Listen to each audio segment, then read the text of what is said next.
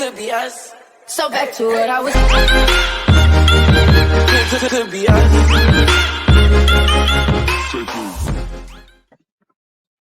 Propiedades físico-químicas del agua. Bueno, pues la primera propiedad que tiene el agua es su alto poder disolvente. El agua... Un momentillo que voy a poner rotulador. El agua es una molécula polar, ¿vale? Es una molécula polar porque vimos que es polar, y esto lo veréis en química, porque está formado por el oxígeno, que es negativo, y el hidrógeno, que es positivo. Está formado por dos tipos de átomos distintos. Entonces, por eso es una molécula polar.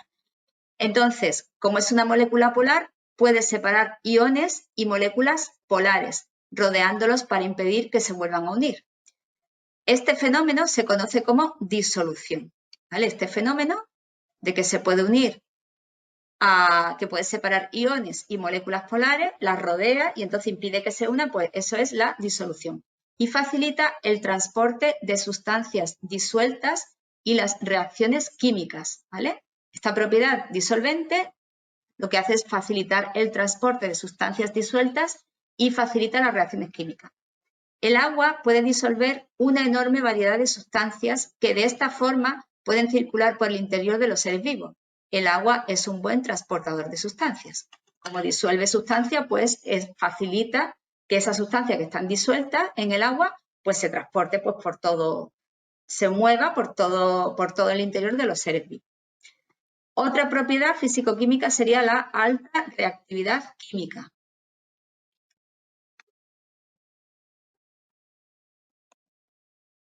Debido a que el agua se puede disociar en forma iónica, puede reaccionar neutralizando sustancias ácidas y básicas.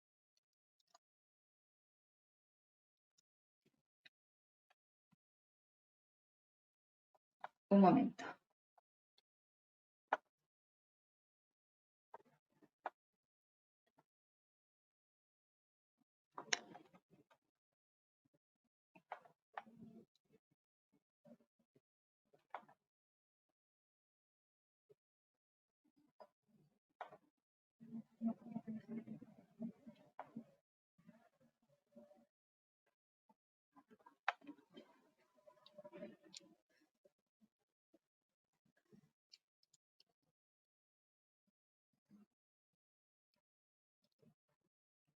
Ya ajustado.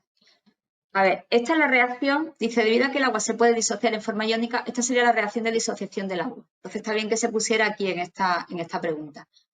Puede reaccionar neutralizando sustancias ácidas y básicas.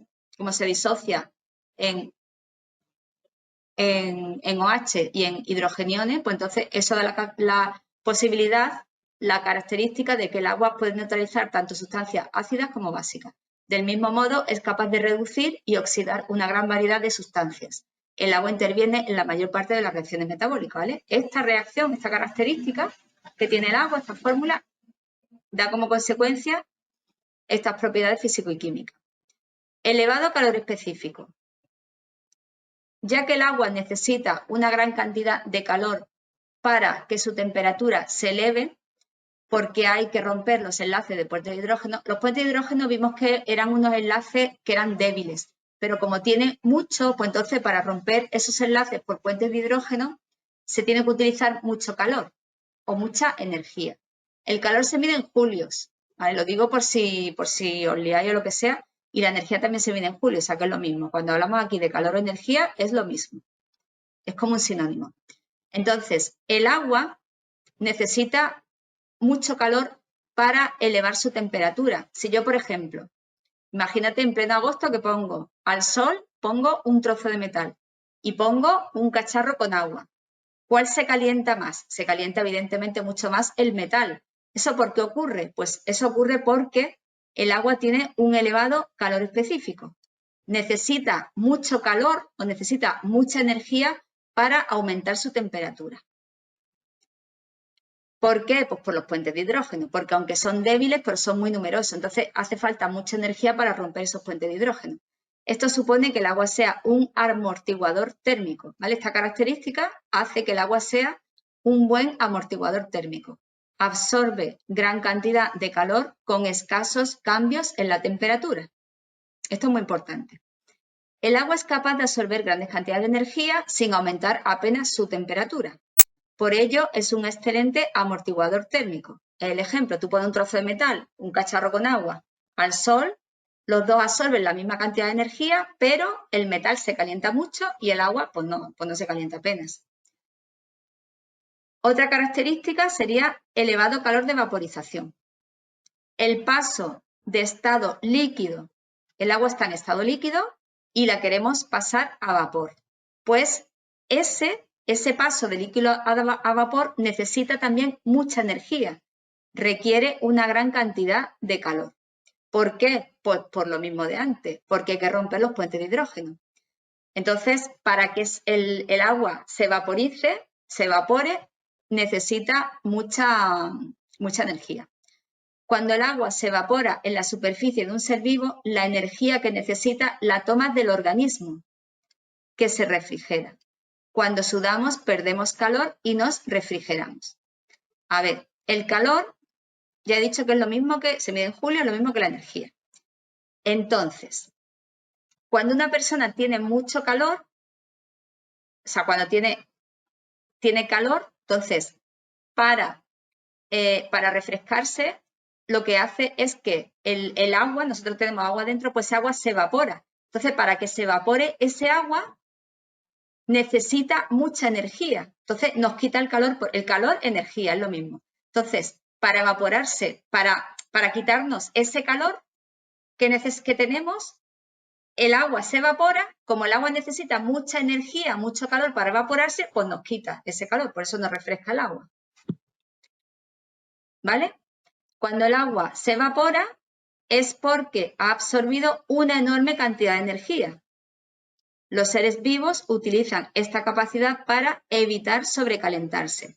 Pierden agua por evaporación y con ella el calor. ¿Vale? Tenemos calor, el agua que tenemos dentro se evapora. Ese agua que tenemos para evaporarse necesita mucha energía, necesita mucho calor. ¿De dónde saca ese calor? Pues del cuerpo. Entonces le quita calor al cuerpo, por eso nos refrigeramos. Esta propiedad es en su capacidad de actuar como amortiguador. Esta capacidad está mal esto, es su capacidad de actuar como amortiguador térmico. Otra característica físico-química es la dilatación anómala del agua. El agua, cuando está en estado sólido, tiene un volumen y cuando está en estado líquido, tiene menor volumen. O sea, el hielo tiene más volumen que el líquido, cuando está líquido. Dice, el hielo es menos denso que el agua. Esto también es muy importante. El hielo flota. Esto permite que, vamos a ver, el hielo tiene mayor volumen. Vaya, ahora no me pinta esto. El hielo tiene mayor volumen que el agua. Dice, el hielo es menos denso que el agua. La fórmula de la densidad es igual. Densidad es igual a masa partido volumen. Si yo esto de aquí lo aumento, vamos a suponer que yo tengo una masa de 5 kilos, por ejemplo. Si yo tengo aquí un volumen, por ejemplo, de 2, pues sería 5 entre 2, sería 2,5. Si yo aumento el volumen, por ejemplo, pongo 4, 5 entre 4 es 1 y pico. Entonces, ¿qué ocurre con la densidad? Que disminuye. Si aumento el volumen, disminuye la densidad. Entonces, esa es la razón por la que el hielo es menos denso que el agua. Porque el agua, cuando se congela, aumenta su volumen. Cuando nosotros cogemos una botella de agua, la metemos en el congelador y como esté muy llena el agua, se revienta la botella. Entonces, el hielo es menos denso que el agua por esta razón, por esta fórmula. Como su volumen es mayor, pues su densidad es menor. ¿Qué ocurre cuando algo es menos denso que el agua? Pues que flota. Es como, por ejemplo, cuando la densidad es, por ejemplo, nosotros tenemos te dicen, ¿qué pesa más? ¿1 kilo de plomo o 1 kilo de, yo qué sé, de corcho? Realmente pesa lo mismo. Pero esa sensación que tenemos de que el plomo es mucho más pesado, eso es la densidad realmente, la sensación esa de que nos da. Entonces, como el hielo es como si fuera con el agua como el corcho, algo así. Entonces, el hielo flota en el agua. ¿Y eso por qué es muy importante? Pues eso es muy importante porque permite que cuando se hiela la superficie de mares y lagos, el interior permanezca líquido y la vida acuática continúe. ¿Por qué? Pues porque el hielo flota, se queda en la superficie. Lo de abajo se queda como líquido y el hielo que se ha congelado, como su densidad es menor, flota.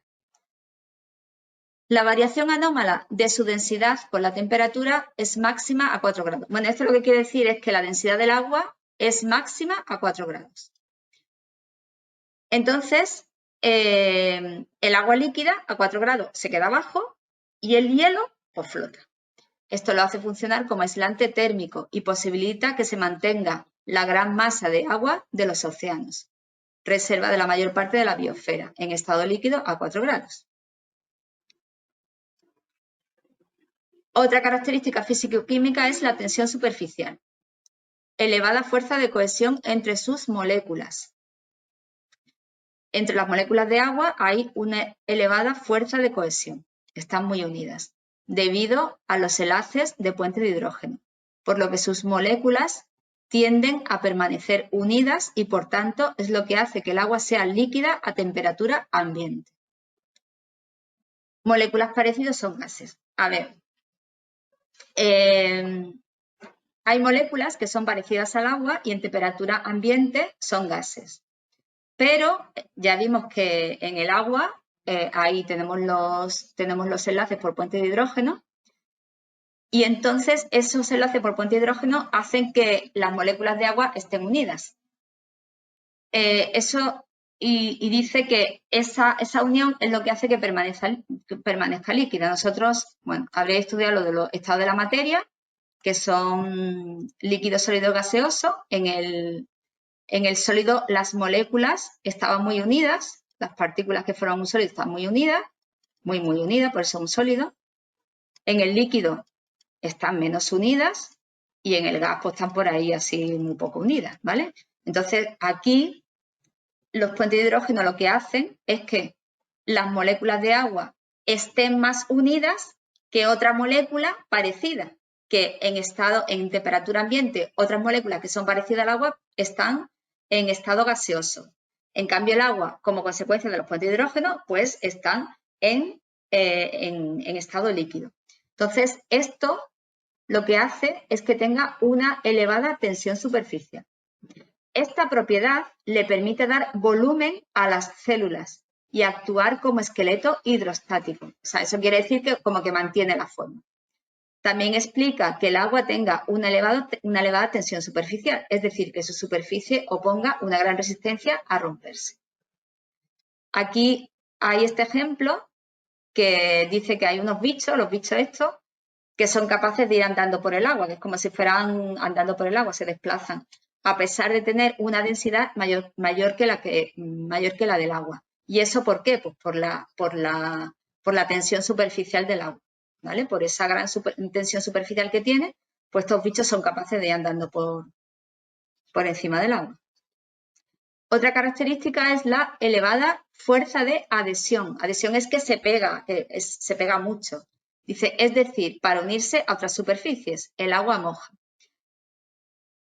Tiene una capacidad de unirse a otras superficies. Debido a la fuerza de cohesión de las moléculas de agua provocada por los puentes de hidrógeno y a que el agua se une a otras moléculas cargadas originando fuerzas de adhesión, o sea, debido a estas dos características, lo que hemos visto antes, y que tiene una capacidad de unirse a otras superficies, ambos fenómenos son responsables de la capilaridad o movimiento de una disolución acuosa a través de los conductos microscópicos que presentan muchos seres vivos. La capilaridad bueno, ahora lo explico aquí. Esto influye también, por tanto, en la función de transporte, ya que es el vehículo en el que se transporta la sustancia en el interior del organismo y desde el medio exterior hasta el interior. Bueno. Dice, otra vez repite, la elevada fuerza de cohesión y adhesión. Cohesión es la unión entre las distintas moléculas de agua. Y la adhesión es que se pega fácilmente a materiales.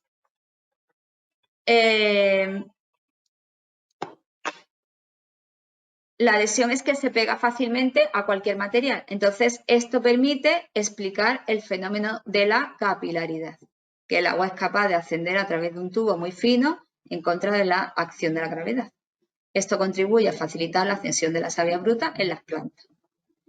Estas cosas son importantes porque luego lo preguntan en selectividad en las preguntas de razonamiento, por eso son importantes estas cosas.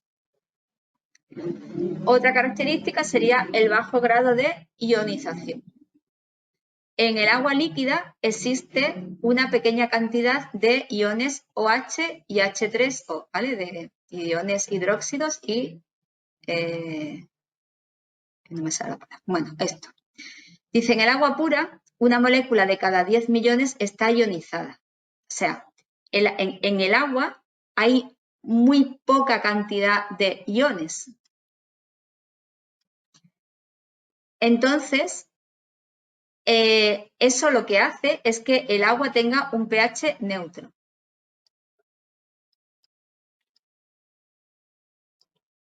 Dice, en el agua pura, una molécula de cada 10 millones está ionizada.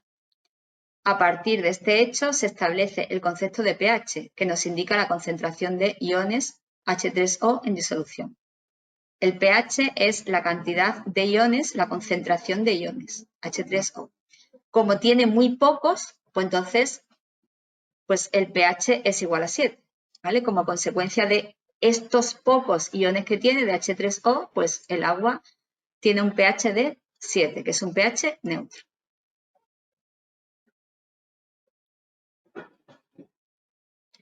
Bueno, pues ahora vamos a ver las funciones del agua. Lo que hemos visto son las propiedades físico-químicas. Ahora, funciones del agua.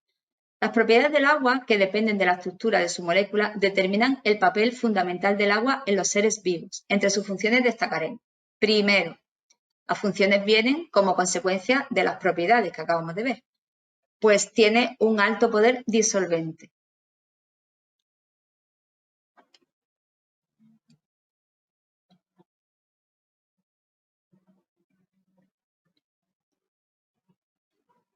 Alto poder disolvente, para sustancias polares como ácidos, bases y sales, y para sustancias orgánicas que presentan una acusada polaridad como los glúcidos, ¿vale? Tiene poder disolvente prácticamente para sustancias polares, que lo hemos visto antes, como los ácidos, bases y sales, y también para sustancias orgánicas que tienen acusada polaridad, por ejemplo, los glúcidos. Esto es crucial para que se puedan transportar nutrientes y desechos en los líquidos de los seres vivos, ¿vale? Este poder de disolución, de que es muy buen disolvente, lo que hace es que disuelve las sustancias y las transporta. Ya que si no se disolvieran, estas sustancias no podrían ser transportadas, ¿vale? Porque tenemos dentro del cuerpo, pues tenemos los capilares y todo eso, que si las sustancias no están disueltas, pues no se pueden transportar, no caben. Además, para que sucedan las reacciones químicas del metabolismo de los seres vivos, es indispensable que las sustancias que van a reaccionar estén disueltas en el medio líquido y así puedan interaccionar. Lo del poder disolvente es importante tanto para poder transportar las sustancias como para que se produzcan reacciones químicas. Cuando tú tienes dos sólidos, ¿vale? Dos cosas que son sólidas, los sólidos entre sí no reaccionan. Para que haya una reacción tienen que estar las sustancias disueltas, porque los sólidos entre sí no reaccionan. Si están disueltas en líquido o son gases, ahí sí reaccionan, pero los sólidos entre sí no. Y entonces es indispensable este poder disolvente tanto para el transporte como para las reacciones químicas. También tiene una función termorreguladora, que tiene que ver con lo que hemos visto antes del calor de vaporización y del calor específico. Dice, el agua actúa como amortiguador térmico. Los enlaces de hidrógeno, por puente de hidrógeno, entre las moléculas del agua tienden a dificultar su movimiento, de modo que para una determinada cantidad de calor la temperatura del agua sube o baja muy lentamente, debido a su alto calor específico. Como tiene un alto calor específico, debido a la fortaleza de los enlaces por puente de hidrógeno, pues hace falta mucho calor, hace falta mucha energía para que suba la temperatura del agua. Por lo tanto, el agua actúa en los seres vivos regulando su temperatura. Nuestro organismo tiene una gran cantidad de agua y entonces pues regula la temperatura. Otra propiedad del agua que influye en la función de termorregulación es el alto calor de vaporización del agua, que hemos visto que nosotros cuando tenemos calor sudamos, pero para sudar, el sudor es el agua se convierte en vapor. Para que el agua se convierta en vapor necesita mucha energía, necesita mucho calor. ¿De dónde saca ese calor? Pues de nuestro cuerpo, del calor que tenemos. Luego, ahí lo que está haciendo es refrescándonos, nos refresca, nos quita ese calor para conseguir vaporizarse, ya que las moléculas de agua, al evaporarse, absorben mucho calor del entorno para romper todos los enlaces por puente de hidrógeno y así poder evaporarse, refrescando el entorno. Esto permite explicar la disminución de temperatura que experimentamos cuando se nos evapora el sudor. Por eso el sudor actúa como regulador de la temperatura. Otra función es su función bioquímica. Un momentito.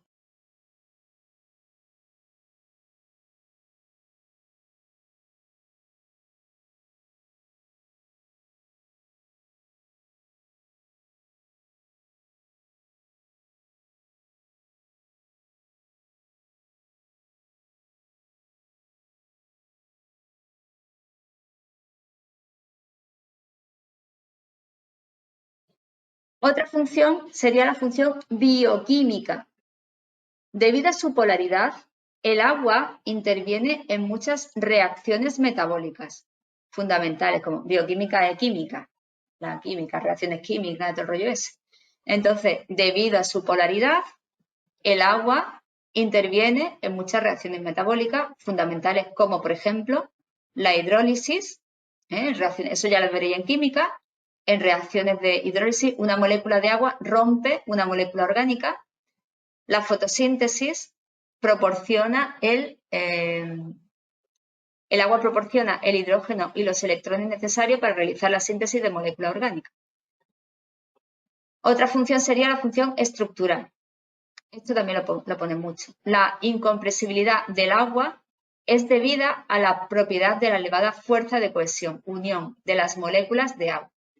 Hemos visto que como consecuencia de la fuerza que hay entre las moléculas de agua, pues normalmente el agua debería estar en estado gaseoso, pero sin embargo, por esa cohesión que hay, está en estado líquido. Y esa característica pues hace que el agua tenga esa función estructural. Al no poder comprimirse, llega a actuar como esqueleto hidrostático en algunos animales invertebrados. Permite la turgencia en plantas y las deformaciones citoplasmáticas y además la alta cohesión de las moléculas de agua también permite la función mecánica amortiguadora en las articulaciones. Estos son ejemplos que te ponen por qué el agua tiene la función estructural. Por ejemplo, también hace la función amortiguadora en las articulaciones de los animales, ya que constituye el líquido sinovial que disminuye el roce entre los huesos, es decir, dan forma y volumen a la célula. Vale. Bueno, pues empezamos con las sales minerales.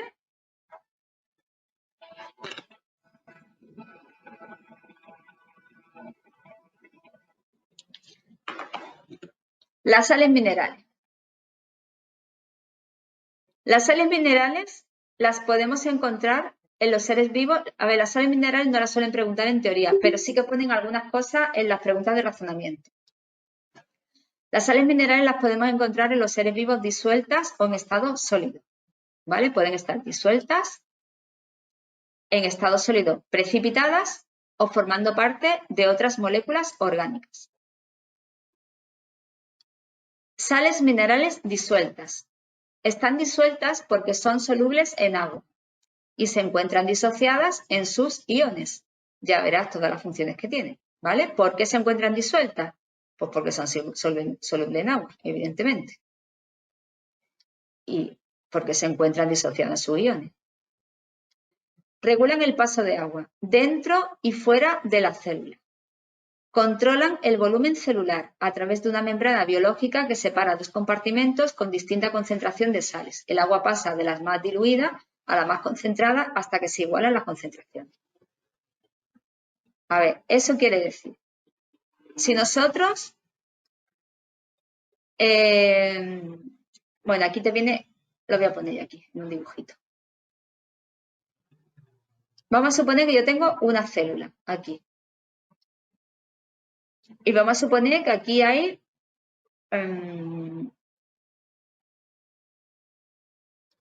mucha cantidad de sal. Y aquí hay poca cantidad de sal. Aquí hay poca cantidad de sal, hay sal y agua. Y aquí hay sal y agua, y hay mucha cantidad de sal. Entonces, en este caso, el agua, ¿qué hará? ¿Saldrá para afuera o entrará para adentro? A ver, ¿quién me lo dice? Yo tengo una célula, hay agua y sal, la sal que sea, tanto aquí como aquí. Pero dentro de la célula hay el agua con muy poquita sal y fuera de la célula hay el agua con mucha sal, muy salada. ¿El agua qué hará? ¿Se moverá de fuera hacia adentro o de dentro hacia afuera? En la célula, exactamente, sale fuera porque siempre lo que se hace siempre es igualar las dos concentraciones. Entonces, si aquí hay muy poca sal y mucha agua, la concentración es muy pequeña. Aquí dentro la concentración es pequeña y aquí la concentración es grande. Entonces, ¿cómo se igualan las dos concentraciones? Pues el agua sale para afuera, que es lo que explica aquí. Dice, si hay menos sal dentro de la célula que fuera, poca concentración, sale agua de la célula. Si la cantidad de sal dentro y fuera de la célula es la misma concentración, entra y sale la misma cantidad de agua. Si la cantidad de sal dentro de la célula es mayor que fuera, mucha concentración, entra mucha agua a la célula. Esto es muy importante que lo entendáis, porque esto sí que lo preguntan mucho. ¿Vale? Si hay poca concentración fuera, como sería aquí, el agua sale. Si hay la misma concentración, pues nada, está ahí normal, entra y sale. Y en cambio, si hay mucha concentración dentro y poca concentración fuera, lo que hace es que entra agua. Porque siempre lo que se persigue es igualar las concentraciones. Cuando contraemos cualquier músculo o percibimos por los sentidos sensaciones, es decir, al transmitirse información por el sistema nervioso, están interviniendo, entre otros iones, el calcio y el magnesio. Bueno, estos son ejemplos de situaciones en las que forman parte las sales minerales. Pues, por ejemplo, cuando se contrae un músculo, cuando se transmite información por el sistema nervioso, pues en esos momentos intervienen iones como por ejemplo el calcio y el magnesio. Permiten el paso de sustancias muy importantes a la célula. Por ejemplo, el sodio permite que la glucosa entre a la célula. Las sales disueltas permiten controlar ligeros cambios en la concentración del H3, es decir, ayudan a mantener el pH.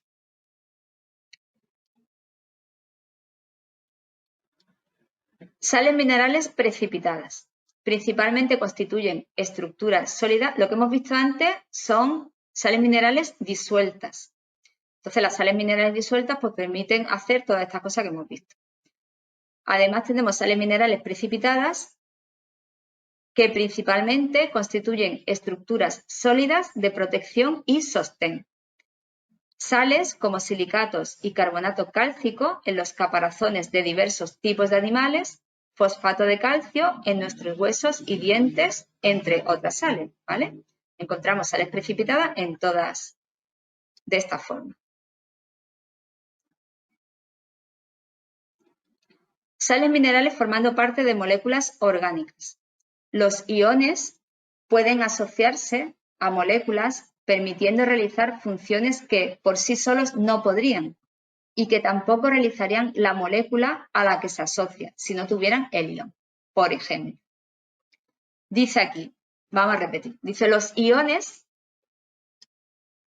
vamos a ver ahora el ejemplo de, por ejemplo, este o por ejemplo este, pueden asociarse a moléculas, se asocian a unas moléculas y esas moléculas, como consecuencia de que tienen estos iones pegados, porque están estos iones con la molécula, pues gracias a que tienen estos iones pueden realizar funciones que esa molécula, si no tuviese estos iones, no podrían realizar esas funciones. Por ejemplo, la hemoglobina. La hemoglobina es capaz, lo que hace la hemoglobina es transportar el oxígeno. ¿Pero por qué es capaz la hemoglobina de transportar el oxígeno? Pues porque está unida a un ion hierro, a este. Otro ejemplo sería los citocromos, proteínas muy importantes para obtener energía. Y los citocromos, ¿cuál es su función? Pues transporta electrones. ¿Pero por qué tiene esa función? Pues tiene esa función gracias a que tienen un ion hierro, ¿vale? Si no, no serían capaces de hacer esas funciones. Ambas moléculas tienen el mismo grupo hemo con un hierro en el centro, capaz de combinarse con el oxígeno. Otro ion, por ejemplo, sería el magnesio. La clorofila captura energía luminosa en el proceso de fotosíntesis porque contiene un ion magnesio en su estructura. Si no lo tuviera, pues no podría hacer esa función.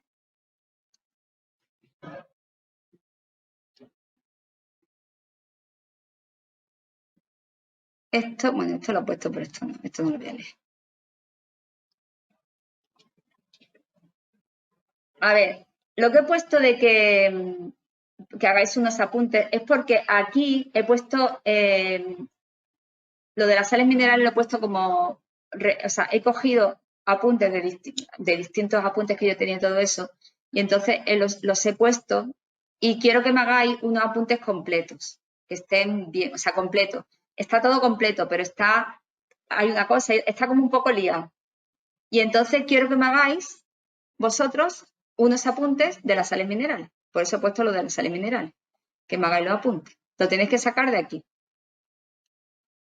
Bueno, seguimos. Las sales minerales son moléculas inorgánicas que aparecen en todos los seres vivos en cantidades variables, no superior al 5%, aparecen en tres formas, ¿vale? Vuelvo a repetir otra vez lo mismo, lo que pasa que doy otros datos. Aparecen en tres formas. Pueden aparecer insolubles en estado sólido, originando un precipitado que constituye la estructura esquelética, conchas,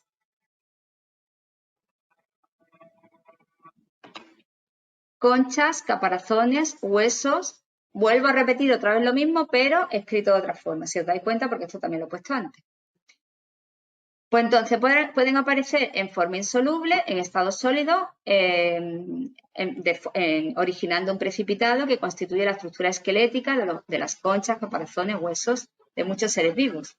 Las más importantes son el carbonato cálcico, que forma la concha de los moluscos, el fosfato cálcico, que forma los huesos, y la sílice, que forma el caparazón de las algas diatomeas. Pueden aparecer solubles en forma iónica disueltas en agua, donde realizan funciones de regulación del pH, también funciones de procesos osmóticos y algunos fenómenos biológicos como la contracción muscular.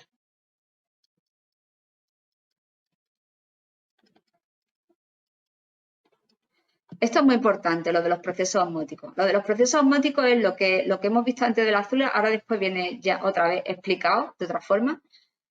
El proceso osmótico es que si yo tengo, por ejemplo, un recipiente con agua y aquí hay una membrana, si aquí hay una cantidad de sales y aquí está la misma cantidad de sales, pero, o sea, la misma cantidad no, está la misma sal, pero en menor cantidad, pues el agua siempre tiende a ir desde aquí, donde hay menos cantidad de sal, hasta aquí. Eso es la función, eso es la osmosis, que se tienden a igualar las dos concentraciones a ambos lados. Pues las sales que se encuentran en estado soluble, pues tienen distintas funciones como regulación del pH, procesos osmóticos y algunos fenómenos biológicos como la contracción muscular, la transmisión del impulso nervioso, ¿vale? Lo mismo que hemos visto antes, pero dicho de otra forma. Y activación de procesos enzimáticos. Y también pueden estar formando parte de moléculas orgánicas. Los iones pueden asociarse a moléculas permitiendo realizar funciones que por sí solos no podrían y que tampoco realizarían la molécula a la que se asocian, como por ejemplo la hemoglobina, los citocromos y la clorofila. Sales insolubles precipitadas. Principalmente constituyen estructuras sólidas de protección y sostén. Sales como silicato, fosfato y carbonato de calcio en los caparazones, huesos y dientes de diversos tipos de animales y sílice en la estructura rígida de las algas diatomeas. Sales disueltas. Están disueltas porque son solubles en agua y se encuentran disociadas en sus iones. Algunas de sus funciones son: regulan el paso de agua dentro y fuera de la célula, otra vez volvemos a lo mismo, controlan el volumen celular mediante osmosis a través de una membrana biológica que separa dos compartimentos con distinta concentración de sales. El agua pasa de la más diluida a la más concentrada hasta que se igualan las concentraciones. Esto sería la osmosis, ya lo hemos visto antes. Sales constituyentes de moléculas orgánicas. Los iones pueden asociarse a moléculas permitiendo realizar funciones que por sí solos no podrían y que tampoco realizarían. Estos apuntes son de la Junta de Andalucía y viene así, viene repetido. En todos los apuntes siempre viene repetido. No sé si para repasar, pero siempre viene así. Y que tampoco realizaría la molécula a la que se asocia si no tuviera el ion. La hemoglobina, contenida en los glóbulos rojos, puede unirse al oxígeno y desprenderse de él gracias a la presencia de un ion hierro. Los citocromos, proteínas muy importantes para obtener energía, actúan como transportadores de electrones porque poseen un ion hierro. Ambas moléculas tienen el mismo grupo hemo con un hierro en el centro capaz de combinarse con el oxígeno y, por ejemplo, la clorofila, para capturar la energía luminosa, pues le hace falta el magnesio. Funciones de las sales minerales. Función estructural, por ejemplo, los huesos, las conchas, los caparazones y la espícula de algunos organismos están formados por sales precipitadas. Función fisiológica y bioquímica. Bioquímica, reacciones químicas. Fisiológica es todo el funcionamiento del cuerpo. La fisiología es cómo funciona con el cuerpo, todo lo que son los seres vivos. Muchos procesos biológicos solo se pueden realizar con la intervención de determinados iones que provienen de las sales disueltas. Por ejemplo, el sodio interviene en el mantenimiento del equilibrio iónico y acuoso en el medio extracelular, transmitir corriente nerviosa, etc. El potasio interviene en la contracción muscular, regulación, actividad cardíaca, etc. El calcio interviene en la coagulación de la sangre, mineralización de estructuras esqueléticas, etc. El magnesio regulador de la contracción muscular, constituyente de los ribosomas, etc. Otra función sería la función homeostática, regulación del medio interno. Ya se me ha movido.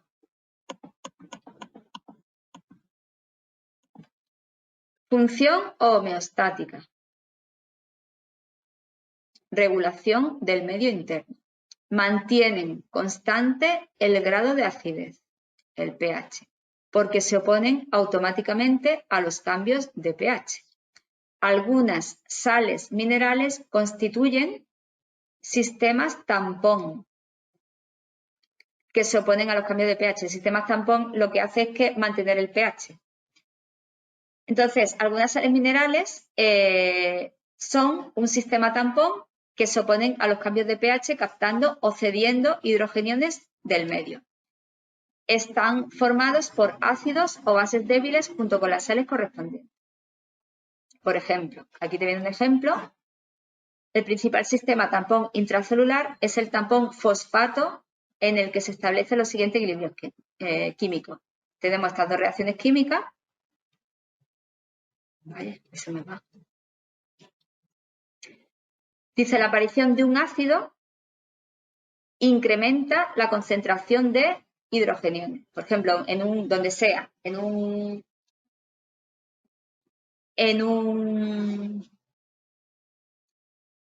pues dentro de un organismo, ¿no?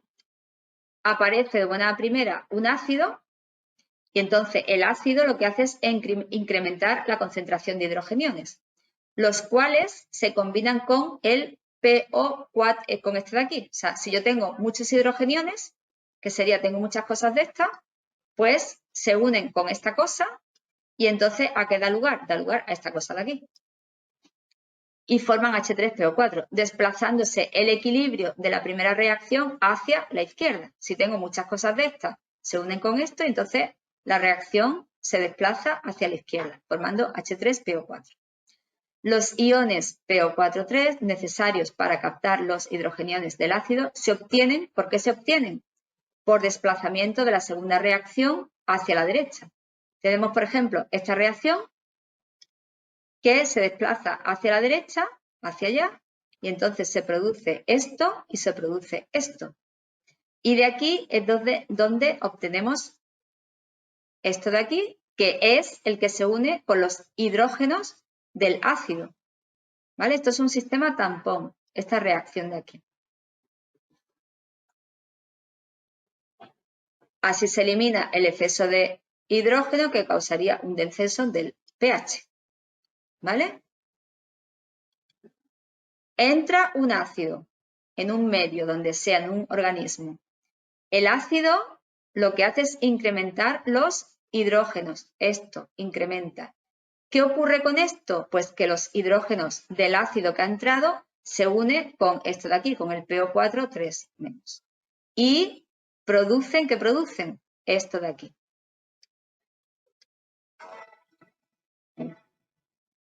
Produce esto.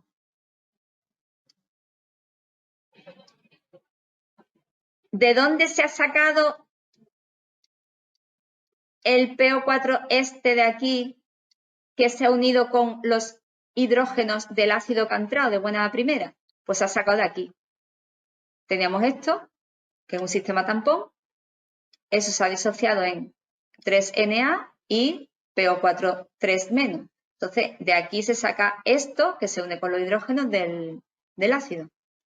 Y entonces eso lo que hace es neutraliza el ácido y lo que hace es que causa el descenso del pH. La aparición de una base provocaría un descenso en la concentración de hidrogeniones y para evitar su subida del pH se produciría más cantidad de estos, desplazándose los equilibrios de las reacciones en sentido opuesto al caso anterior.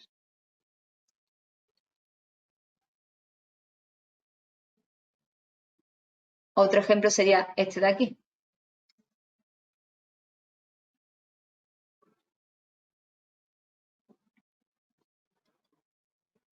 Tenemos los hidrógenos como consecuencia de que entra un ácido, se unen con estos de aquí, pero este de aquí, ¿dónde sale? Pues de aquí. ¿Vale? Este se disocia en esta cosa y esta cosa. Tenemos esto que se une con los hidrógenos y se forma H2CO3. Y entonces ya pues así se neutraliza el ácido. Otra característica, otra propiedad de la sales minerales, otra función sería la regulación de la presión osmótica. Las sales minerales en disolución intervienen en los mecanismos de osmosis. Se define la osmosis como un tipo de difusión pasiva caracterizada por el paso de agua. ¿Vale? La osmosis es una difusión pasiva caracterizada por el paso de agua a través de una membrana semipermeable desde la solución más diluida hasta la más concentrada. Eso es la osmosis. Aquí viene el ejemplo. Tenemos una membrana aquí semipermeable esta parte de aquí está más concentrada y aquí menos concentrada. Entonces pasa agua de la parte menos concentrada a la más concentrada para que se igualen las dos disoluciones, las dos concentraciones, para que se igualen. Se entiende por presión osmótica la presión que sería necesaria para detener el flujo de agua a través de la membrana semipermeable.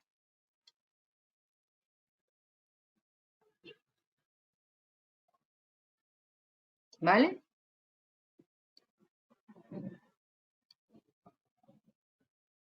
La membrana plasmática de la célula puede considerarse como una membrana semipermeable. Por ello, las células de los organismos deben permanecer en equilibrio osmótico con los líquidos tisulares que las bañan. ¿Vale? La membrana plasmática, la que rodea la célula, es como realmente como si fuera una membrana semipermeable, como esta. Y la célula pues debe permanecer en equilibrio osmótico con los líquidos tisulares que la bañan. O sea, la membrana tiene que estar en equilibrio osmótico con lo que la rodea. Cuando el medio es isotónico, igual concentración, la célula no se deforma. Cuando el medio es hipertónico, más concentración, las células pierden agua. Si fuera de la célula el medio es hipertónico, tiene más soluto que dentro de la célula, pues la célula pierde agua y se deshidrata y muere. Cuando el medio es hipotónico, es que tiene menos concentración de sales minerales, el agua tiende a pasar al interior de la célula y las células se hinchan, turgencia, y llegan incluso a estallar si no disponen de una pared celular como los vegetales. Las células animales tienen la membrana plasmática, pero no tienen pared celular. Y en cambio, las células vegetales sí tienen la pared celular. Entonces, en una célula animal, si entra mucha agua, se hincha y se puede romper. Cosa que no ocurre en las células vegetales como consecuencia de la pared celular. Le da resistencia y no se rompe.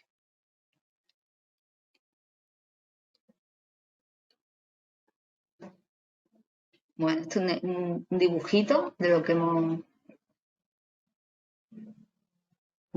visto,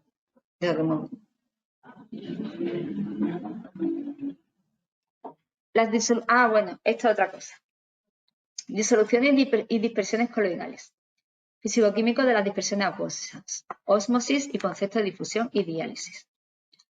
Los fluidos presentes en los seres vivos constan de una fase dispersante, que es el agua, y una fase dispersa o soluto. ¿Vale? La fase dispersante sería el disolvente, que es el agua, y fase dispersa, que es el soluto. Fluidos de los seres vivos. El soluto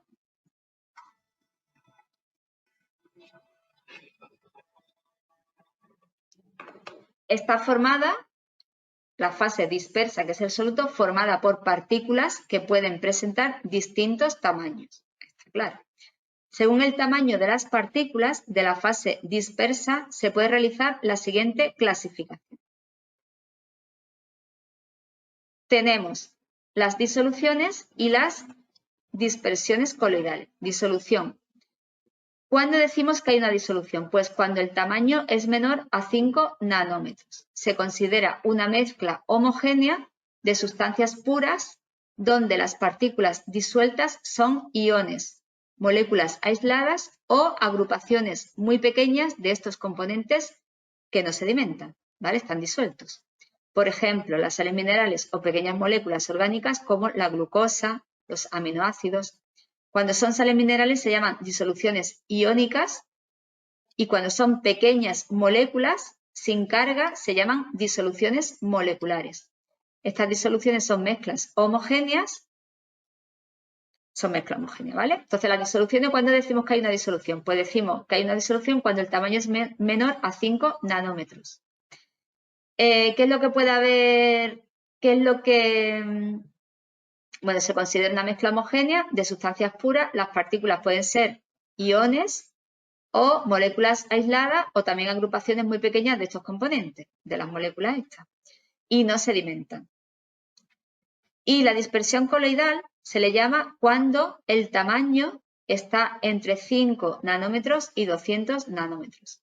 Se trata de una mezcla en la que las partículas tampoco sedimentan. La disolución en las partículas no sedimentan, la dispersión coloidal tampoco, pero reflejan y refractan la luz que incide sobre ellas. Además, no pueden atravesar membranas, ¿vale? La dispersión coloidal no atraviesa membranas, que solo son permeables al disolvente. Si tenemos una dispersión coloidal, la dispersión coloidal tiene el soluto y el disolvente. Pues dice que estas sustancias que están en la dispersión coloidal, que tienen un tamaño entre 5 nanómetros y 200 nanómetros, pues no son no pasan por las membranas. Las membranas solamente son permeables al disolvente. Por ejemplo, polisacáridos, proteínas, serían este tipo de sustancias. Estas partículas de soluto se llaman coloides. Estas mezclas son heterogéneas, no son homogéneas como las disoluciones, son heterogéneas, no uniformes, ya que su composición, estructura o propiedades no se mantienen en cualquier punto de su masa. Y a pesar del gran tamaño de las partículas, estas no sedimentan, tampoco sedimentan, porque poseen grupos polares, haciendo enlaces por puentes de hidrógeno con las moléculas de agua que las rodean. ¿Vale? No sedimentan por esta razón, porque forman enlaces por puentes de hidrógeno con las moléculas del agua, del disolvente. En conclusión, los fluidos de los seres vivos, esto lo pongo a propósito, no creáis que lo de la alarma. Es como un tema tan pegote como este para espabilarnos un poco cuando suena la alarma. En conclusión, los fluidos de los seres vivos, sangre, linfa, líquido intracelular, al presentar partículas de todos los tamaños, son dispersiones coloidales, ¿vale? Los fluidos de los seres vivos, como por ejemplo la sangre, la linfa, el líquido intracelulares, como presentan partículas de todos los tamaños, no solamente los de tamaño de 5 nanómetros, sino que son de tamaño entre 5 nanómetros y 200 nanómetros, pues en realidad son dispersiones coloidales. Propiedades de las disoluciones verdaderas. Algunas de las propiedades de las disoluciones con más interés en biología son ósmosis, estabilidad del pH y la difusión. Difusión es la repartición homogénea de las partículas de un fluido, gas o líquido, en el seno de otro fluido al ponerlos en contacto. Este proceso se debe al movimiento constante en que se encuentran las partículas de los líquidos y los gases. Por ejemplo, la absorción de oxígeno por parte del agua. Es decir, la entrada del oxígeno del aire en el seno del agua al ponerlo en contacto y la humidificación del aire, que es la entrada de moléculas de vapor de agua en el aire.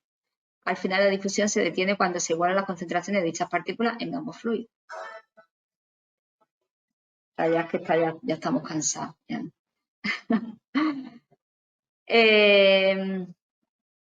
A ver, la difusión es que se igualan. Aquí te pone, por ejemplo, este ejemplo, tenemos, por ejemplo, es como parecido a lo de la osmosis, pero en la osmosis poníamos una membrana en medio. Pues aquí no hay membrana, aquí simplemente, por ejemplo, tengo agua con sal, aquí, hecho agua con sal, y encima hecho agua sin sal. Entonces, ¿qué es lo que ocurre? Pues que las partículas pues tienden a igualarse, a desplazarse por todo el líquido. Esa sería la difusión.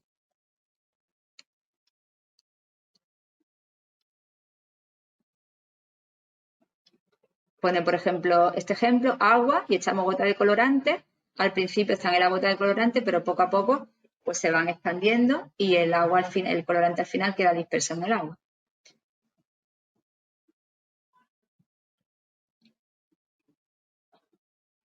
Bueno, aquí pone esto, que la difusión sería eso. Propiedades, esos son, lo que hemos visto eran propiedades de las disoluciones auténticas, o sea, las disoluciones cuando el soluto es menos de 5 nanómetros. Propiedad de las dispersiones coloidales. Las dispersiones coloidales pueden presentar dos estados físicos, estado de sol o estado de gel. Estado de sol, las dispersiones coloidales presentan aspecto líquido, ya que las moléculas de soluto se encuentran en menor cantidad que las del disolvente. Y estado de gel, este estado lo presentan las dispersiones coloidales con aspecto semisólido o gelatinoso, ya que las moléculas de disolvente están atrapadas entre las de soluto, que se entrelazan formando una red continua que actúa como disolvente. Es una dispersión coloidal más concentrada que la del estado sol, que presenta elevada viscosidad, capacidad de sedimentación por centrifugación, efecto Tyndall, opalescencia al ser iluminada lateralmente sobre un fondo oscuro, y respuesta a la electroforesis, transporte de las partículas coloidales por acción de un campo eléctrico, separación por diálisis, elevado poder absorbente, unión azul. ¿Vale? Estas son las dos propiedades, las propiedades de las dispersiones coloidales según estén en estado sol. En estado sol es cuando tiene poco soluto, entonces tiene un aspecto líquido porque tiene más disolventes, más agua generalmente, y en estado de gel, pues cuando tiene más soluto y el soluto forma como una especie de entramado. Entre ese entramado se queda el disolvente y entonces tiene un aspecto gelatinoso. Y nada, pues aquí unos dibujitos. Y separación por diálisis es la separación de partículas dispersas según su masa molecular, según su tamaño, gracias a una membrana semipermeable que tan solo deja pasar agua y otras moléculas pequeñas, pero no las grandes. Una aplicación clínica muy utilizada en individuos con insuficiencia renal es la hemodiálisis, que permite separar la urea de baja masa molecular de la sangre sin alterar la concentración de las proteínas sanguíneas que tienen una masa molecular elevada. ¿Vale? La diálisis es separación de partículas dispersas según su masa molecular, según su tamaño, gracias a una membrana semipermeable que deja pasar el agua y las moléculas más pequeñas y no deja pasar las más grandes. Eso sería la separación por diálisis. Y creo que nada más. Bueno, esto ya lo empezamos el próximo día, que serían los glúcidos. Bueno, pues como estos apuntes, como estaban como un poquito... Esto ya me avisa que hay que terminar. Como ahí te dice una cosa, luego otra, entonces por eso os he puesto que hagáis vosotros unos apuntes. Lo he puesto así porque las sales minerales no suele caer como teoría, pero sí que suelen preguntarlo en las preguntas de razonamiento. Entonces, por eso quiero que lo penséis, ¿vale? Quiero que razonéis y que hagáis un apunte, quien quiera hacerlo, si no, con estos apuntes perfectamente se puede estudiar, no hay problema, pero me gustaría eso, que hicierais como completarlo todo, o sea, todo ordenado, ¿vale? Pues nada, pues hemos terminado. Hasta el próximo día. Hasta luego.